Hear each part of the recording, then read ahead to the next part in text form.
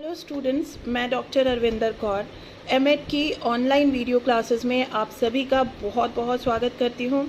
Dear students, जैसे कि आप सबको पता है कि आपकी स्पेशल डिमांड पर मैंने मॉडल्स ऑफ कैरिकुलम डेवलपमेंट की सीरीज़ स्टार्ट की थी और पिछली सीरीज़ में मैंने आपको ये बताया था कि common model types of curriculum क्या होते हैं, जिसमें हमने टेक्निकल और non technical scientific approach of curriculum development के बारे में जाना था। और पिछले वीडियो में मैंने आपको हिल्डा टाबा मॉडल के बारे में भी बताया था। मैंने आपको ये बताया था कि हिल्डा टाबा जो कैरिकुलम है, मॉडल ऑफ कैरिकुलम है, वो टेक्निकल मॉडल ऑफ कैरिकुलम है और उसी के अंदर ही टायलर का भी कैरिकुलम मॉडल आता है। और आज जो हम लोग पर्टिकुलरली ये वीडियो टायलर के ऊपर है और आज हम द रेलिफ टायलर मॉडल के बारे में पढ़ेंगे, जानेंगे। और आज का ये video the Ralph Tyler model of curriculum पे बेस्ड है। तो चलिए आज हम स्टार्ट करते हैं the Ralph Tyler model of curriculum development. आज शुरू करते हैं the Tyler model, conceptual model proposed by Ralph W Tyler 1949। तो इस मॉडल को जानने से पहले जिन्होंने ये मॉडल हमें दिया है, रेलिफ डब्ल्यू टायलर, आइए उनके बारे में थोड़ा सा जानते हैं। हमें पता चले कि रेलिफ डब्ल्यू टायलर कौन थे और उन्होंने किस तरह से ये मॉडल दिया है। He was an American educator who worked in the field of assessment and evaluation. He born on 22nd April 1902 at Chicago, US and died on 18 February 1994. He is a founder of Center of Advanced Study in the Behavioral Science. He published more than 700 articles and 16 books. वो एक अमेरिकी शिक्षक थे जो मूल्यांकन और मूल्यांकन के क्षेत्र में काम करते थे। उनका जन्म 22 अप्रैल 1902 को शिकागो में हुआ था और 1994 18 फरवरी को उनका निधन हो गया।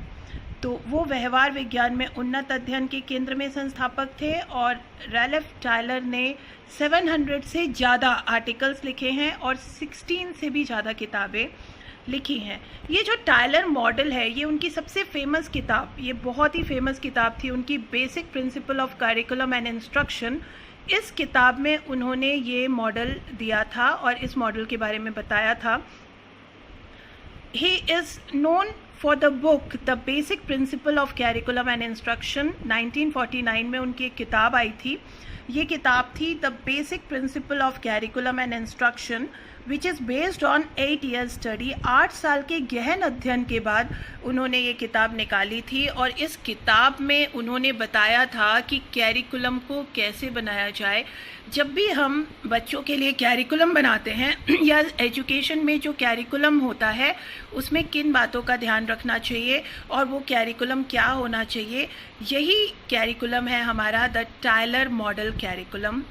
ये इस कैरिकुलम में रेलिफ टायलर आपको बताएंगे कि किस तरह से कैरिकुलम बनाना चाहिए, इसके क्या प्रोसीजर्स होने चाहिए। चलिए हम जानने की कोशिश करते हैं the Tyler model. The Tyler model is one of the best known model for curriculum development। Curriculum development के क्षेत्र में टायलर का मॉडल एक बेस्ट मॉडल के रूप में प्रस्तुत किया जाता है। ये पाठ्यक्रम के विकास के लिए सबसे प्रसिद्ध मॉडल है, काफ़ी पॉपुलर है, लोग इसको बहुत ज़्यादा अटेंशन देते हैं। Known for the special attention it gives to the planning phases, क्योंकि टायलर ने प्लानिंग फेजेस में इस पे बहुत ज़्यादा अटेंशन दी हुई है। कहने का मतलब ये है कि जब भी हम कैरिकुलम बनाते हैं तो कैरिकुलम बनाने की प्लानिंग में टायलर ने बहुत अटेंशन दी है और टायलर ने सबसे ज़्यादा इस बात पे जोर दिया है कि जब हम कैरिकुलम बनाएं, जब कैरिकुलम की डेवलपमेंट हो तो प्लानिंग फेज़ पे बहुत ज़्यादा ध्यान देना चाहिए। इसीलिए टायलर का जो मॉडल है कैरिकुलम डेवलपमेंट का, वो बहुत ज़्यादा पॉपुलर है, बहुत ज़्यादा फेमस है। फिर है deductive for it proceed from the general. इसका मतलब ये है कि examine the need of the society, ठीक है, टू द स्पेसिफिक। ये जो टायलर मॉडल है, ये जो है वो जनरल से स्पेसिफिक की ओर जाता है। ये डिडक्टिव मेथड को फॉलो करता है इसीलिए ये बहुत इम्पॉर्टेंट है, क्योंकि इसमें हम पहले ये देखते हैं कि एक जनरल ऑब्जेक्टिव क्या है और उस जनरल ऑब्जेक्टिव को ध्यान में रखते हुए हम क्या करते हैं, स्पेसिफिक ऑब्जेक्टिव की तरफ जाते हैं। तो ये जो है उदाहरण के तौर पर कि समाज की आवश्यकताओं को पहले देखता है और फिर समाज की आवश्यकताओं को कैसे विशिष्ट एक पर्सनल विशेषता में या पर्सनल व्यक्ति की आवश्यकताओं में कैसे बदलना है, उस पर यह कैरिकुलम मॉडल आधारित है। तो ये डिडक्टिव मेथड के द्वारा ये मॉडल दिया गया है। तो देखिए स्टूडेंट, मैं आपको कैरिकुलम मॉडल का ये एक ग्राफ है, ये एक छोटा सा डिज़ाइन है जो मैंने किया है। इसे आप भी अपने कॉपी में या बुक में कर सकते हैं और ये बहुत ही खूबसूरती से इसलिए मैंने बताया है ताकि आपको याद करने में और समझने में काफ़ी आसानी हो।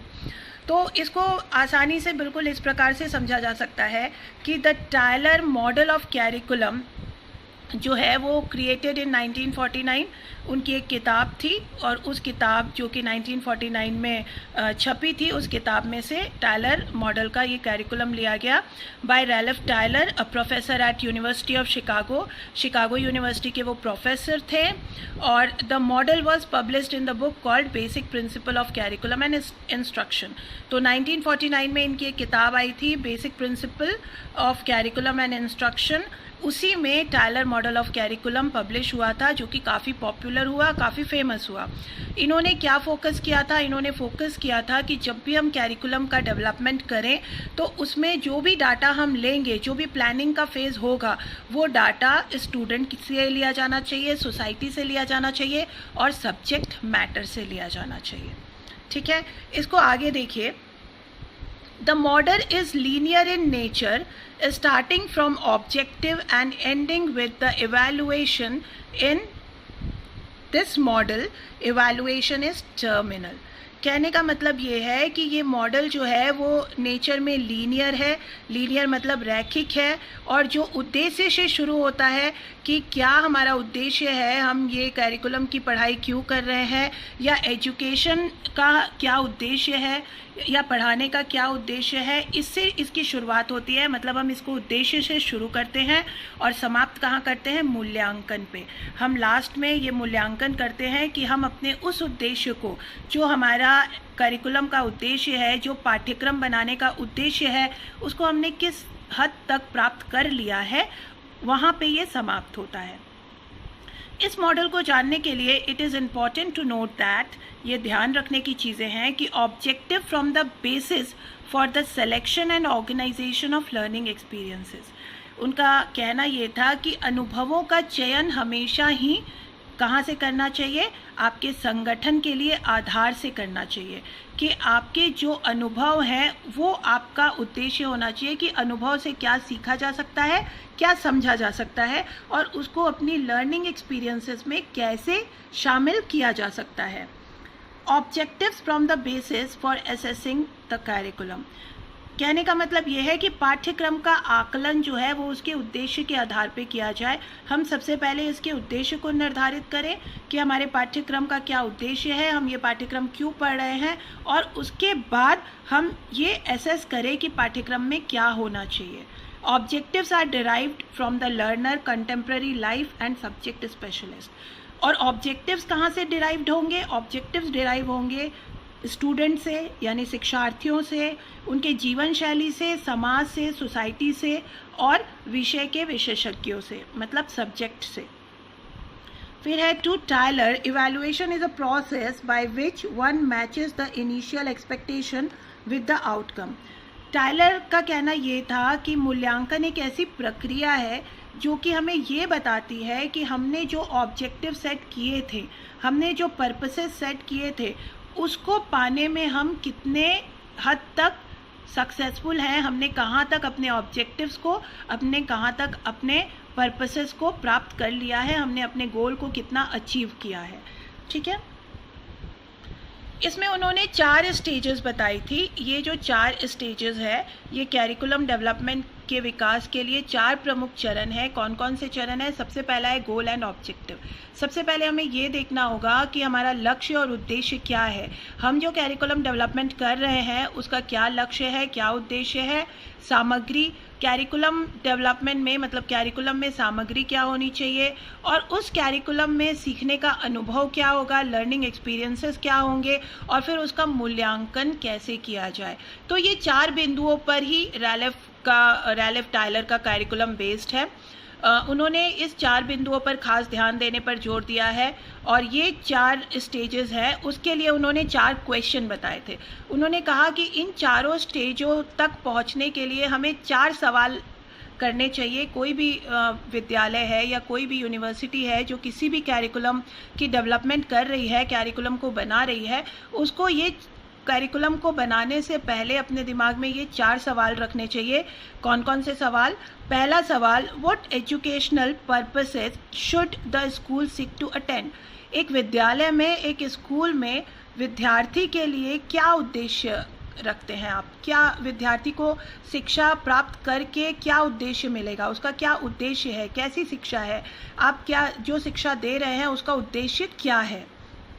दूसरा, what educational experiences can be provided that are likely to attend these question। ऐसे कौन से अनुभव प्रदान किए जा सकते हैं, कौन से एक्सपीरियंसेस स्टूडेंट को दिए जा सकते हैं जिससे कि ये ऑब्जेक्टिव पूरा हो सके। मतलब ये कि हम जिस ऑब्जेक्टिव को लेकर के विद्यालय में पढ़ा रहे हैं बच्चों को, उन ऑब्जेक्टिव को पूरा करने के लिए कौन से एक्सपीरियंसेस, कौन से लर्निंग एक्सपीरियंसेस स्टूडेंट को दिए जा सकते हैं। तीसरा है, how can these educational experiences be effectively organise. और इन एक्सपीरियंसेस को, इन अनुभवों को हम किस प्रकार से इफेक्टिवली, प्रभावी तरीके से व्यवस्थित कर सकते हैं, इफेक्टिवली ऑर्गेनाइज कर सकते हैं। चौथा सवाल है, how can be determined whether these purposes are being attend. और हम ये कैसे डिटरमाइन करेंगे कि इन उद्देश्यों को प्राप्त किया जा रहा है। डियर स्टूडेंट्स, यहाँ पे एक ध्यान देने की ज़रूरत है। सबसे पहला है कि हमारा गोल और ऑब्जेक्टिव क्या है, ठीक है, उसी का सवाल है ये। क्या what educational purposes should the school seek to attend, कि क्या उस एक स्कूल का या एक यूनिवर्सिटी का क्या गोल है, क्या ऑब्जेक्टिव है। दूसरा है, educational experiences can be provided that are likely to attend this question. मतलब कि हमारा कंटेंट क्या होना चाहिए, हमारा लर्निंग कंटेंट क्या होना चाहिए, बच्चों को क्या पढ़ाया जाना चाहिए। दूसरा सवाल ये है। तीसरा सवाल क्या है कि how can these educational experiences can be effectively organise. हमारे लर्निंग एक्सपीरियंसेस को हम किस तरह से ऑर्गेनाइज कर सकते हैं। और चौथा क्या है, हम उसकी इवैल्यूएशन कैसे कर सकते हैं, हम कैसे पता लगा सकते हैं कि ये हमने प्राप्त किया है या नहीं किया है। अब देखिए, टायलर मॉडल 1949 में टायलर ने ये सजेस्ट किया था कि इन सब चीज़ों को प्राप्त करने के लिए उन्होंने सुझाव दिए। क्या सुझाव दिए? ये सुझाव दिए कि हमें डाटा इकट्ठा करना चाहिए। और ये डाटा कहाँ से इकट्ठा करना चाहिए? विषय से, सीखने वाले से, यानी कि लर्नर से, लर्नर मतलब स्टूडेंट से, और सोसाइटी से। तो सबसे पहले है, the subject specialists are responsible for providing purpose which are specialized. They don't seek to produce is a specialist, but with the knowledge of their subject area they provided relevant content for the learner। कहने का सीधा साधा मतलब ये है कि जो subject matter होता है उसके लिए जो सब्जेक्ट स्पेशलिस्ट है उसको रेलिवेंट कंटेंट देने चाहिए जिसकी की आवश्यकता है स्टूडेंट को। मतलब आपको अपने कैरिकुलम में वही कंटेंट डालने चाहिए जिसकी आवश्यकता स्टूडेंट को होती है और जो उसके लिए ज़रूरी है, जो उसके लिए कंसर्न्ड है। दूसरा है, the child's need, the interest must be related to psychology of the child, appropriate objective must coincide with the appropriate age level. कहने का मतलब ये है कि आपको इस बात का ध्यान ज़रूर रखना चाहिए कि जो सीखने वाला है, जो स्टूडेंट है, उसकी एज क्या है और उसके एज के रेलिवेंट उसका सब्जेक्ट मैटर है या नहीं। मतलब हम जो सब्जेक्ट मैटर दे रहे हैं स्टूडेंट को पढ़ाने के लिए वो उसके एज के रेलिवेंट होना चाहिए, वो उसको आसानी से सीख सके और उसके बिहेवियर में जो डिज़ायर्ड चेंजेस है वो आ सके। इस तरह से हमें देखना चाहिए। नेक्स्ट है challenges and need of the society can guide the development of purposes which provide the knowledge, skill and attitude for the learner. कहने का मतलब ये है कि समाज की चुनौतियों और आवश्यकताओं को ध्यान में रख कर के, और ये चीज़ को भी ध्यान में रखना चाहिए कि शिक्षार्थियों के लिए कौन सा ज्ञान और कौशल की ज़रूरत है, उसको ध्यान में रख करके हमें पाठ्यक्रम तैयार करना चाहिए। देखिए, इसको आप इस तरह से समझ सकते हैं कि टायलर के अनुसार जब भी हम कैरिकुलम की डेवलपमेंट करेंगे तो हम डाटा कहाँ से इकट्ठा कर सकते हैं? स्टूडेंट से, student as a source, society से डाटा इकट्ठा करते हैं, society as a source, and subject as a source. जो भी डिज़ाइनर है उसको डाटा इकट्ठा करना चाहिए स्टूडेंट से कि स्टूडेंट की डिज़ायर क्या है, उसकी डिमांड क्या है, उसकी एज कितनी है, और सोसाइटी से कि सोसाइटी क्या चाहती है, किस तरह से आज के डेट में किस तरह की एजुकेशन की ज़रूरत है, और subject as a source, education कौन सा होना चाहिए, कैसा होना चाहिए, और एजुकेशन का क्या गोल होना चाहिए, इंस्ट्रक्शनल गोल क्या होने चाहिए। तो सोर्सेस ऑफ एजुकेशनल एक्सपीरियंसेस में ये 3 चीज़ें टायलर ने बताई कि हम स्टूडेंट से, सोसाइटी से और सब्जेक्ट से अपने करिकुलम डेवलपमेंट को कर सकते हैं। तो ये टायलर का मॉडल है। इस मॉडल को आप ध्यान से देखें। टायलर ने अपने मॉडल में 4 स्टेप्स बताए हैं। 4 तरीके से आप करिकुलम की डेवलपमेंट कर सकते हैं। सबसे पहला, आइडेंटिफाइंग ऑब्जेक्टिव। सबसे पहले तो हमें ये जानना है कि हमारा गोल क्या है, हमारा पर्पस क्या है, हमारा ऑब्जेक्टिव क्या है। दूसरी चीज़ जो हमें जाननी है वो है सेलेक्टिंग एक्सपीरियंसेस। हम वो सारे एक्सपीरियंसेस को सेलेक्ट करें। यहाँ पे लर्निंग एक्सपीरियंसेस समझिएगा आप कि हम वो सारे लर्निंग एक्सपीरियंसेस को सेलेक्ट करें जो कि हमारे ऑब्जेक्टिव को फुलफ़िल करते हैं, जिससे कि हम अपने ऑब्जेक्टिव को पा सकें। नेक्स्ट है ऑर्गेनाइजिंग एक्सपीरियंसेस। फिर हम ये देखते हैं कि हम उन एक्सपीरियंस को, उन लर्निंग एक्सपीरियंसेस को कैसे ऑर्गेनाइज करें। और उसके बाद लास्ट स्टेप होता है इवैल्यूएटिंग आउटकम्स। फिर हम ये देखें कि हम उस गोल को अचीव कर पाए हैं या नहीं, हम उसे इवैल्यूएट करें, अपने आउटकम को इवैल्यूएट करें। तो इसको 4 चरणों में आप इस तरीके से समझ सकते हैं: identifying the objective, selection of learning experiences, और organisation of learning experiences and evaluation. तो ये 4 स्टेप हैं टायलर के मॉडल में। ये 4 स्टेप आपको याद रखने हैं। आइडेंटिफिकेशन ऑफ ऑब्जेक्टिव, पहले हम उद्देश्य की पहचान करें कि जो कैरिकुलम बनाया जा रहा है उसका उद्देश्य क्या है, और सीखने के अनुभवों का चयन करें, लर्निंग एक्सपीरियंसेस को पहले सेलेक्ट करें, उसके बाद फिर हम उसका संगठन करें, उसको ऑर्गेनाइज करें और फिर उसका इवैल्यूएशन करें। एक बात याद रखेंगे आप कि टायलर के मॉडल को लीनियर मॉडल कहा जाता है। ठीक है, इसको ये कहा जाता है कि Tyler model says that the steps are followed in a sequence और अ स्ट्रेट लाइन। इसके जो स्टेप्स हैं वो सीक्वेंस में होते हैं, स्ट्रेट लाइन में होते हैं। इसीलिए model that assume the curriculum decision making follows a straight line is called linear model. इसीलिए इसको लीनियर मॉडल भी कहते हैं टायलर के मॉडल को, क्योंकि ये बिल्कुल सीधी रेखा में होता है, 4 चरणों में होता है, और ये 4 चरण बिल्कुल अपने सीक्वेंस को फॉलो करते हैं, अपने अनुक्रम को फॉलो करते हैं। सबसे पहला ऑब्जेक्टिव, दूसरा है सिलेक्शन ऑफ लर्निंग एक्सपीरियंसेस, तीसरा है ऑर्गेनाइजेशन ऑफ लर्निंग एक्सपीरियंसेस, और चौथा है इवैल्यूएशन। चलिए मैं आपको फटाफट ये भी बता देती हूँ कि टायलर मॉडल के क्या क्या एडवांटेजेस हैं और क्या क्या डिसएडवांटेजेस हैं। तो आइए अब हम जानते हैं कि टायलर मॉडल के क्या क्या एडवांटेजेस हैं, डिसएडवांटेजेस क्या क्या हैं। इसको मैंने हिंदी में नहीं लिखा है, ये बहुत आसान है, आप हिंदी में इसको इजीली कन्वर्ट कर सकते हैं। तो चलिए आइए देखते हैं कि एडवांटेजेस क्या हैं टायलर मॉडल के। सबसे पहला है it takes all stakeholders in consideration. ये सभी स्टेक होल्डर्स को कंसिडरेशन में लेता है। कहने का मतलब ये है कि इसमें स्टूडेंट भी शामिल है, इसमें सोसाइटी भी शामिल है, इसमें सब्जेक्ट और सब्जेक्ट एक्सपर्ट भी शामिल हैं। दूसरा है it seeks to develop a purpose by using. ये कहीं ना कहीं पर्पस को लेकर चलता है, ऑब्जेक्टिव को लेकर चलता है। तो ये इसका फ़ायदा है कि हमारा जो ऑब्जेक्टिव होता है, जो पर्पस होता है, उसे हम पा लेते हैं अगर हम टायलर मॉडल का इस्तेमाल करके अपने करिकुलम को डेवलप करें तो। It is popular so it should be easily understood. ये बहुत पॉपुलर है और बहुत आसानी से समझा जा सकता है। The end result is narrow in scope, लेकिन इसका जो रिजल्ट है, एंड रिजल्ट है, वो नैरो स्कोप है, इसलिए क्योंकि ये इवैल्यूएशन पे आके टिका हुआ होता है। ये नहीं देखता है कि बच्चे का मानसिक विकास कितना हो रहा है, या फिर हम इस मॉडल में ये नहीं देखते हैं कि स्टूडेंट उससे कितना, उसके बिहेवियर में चेंज आया है, मॉडिफिकेशन कितनी हुई है, वो कितना सीखा है, नहीं सीखा है। ये लास्ट में इवैल्यूएशन में आकर के, मतलब रिजल्ट में आकर के ये समाप्त हो जाता है।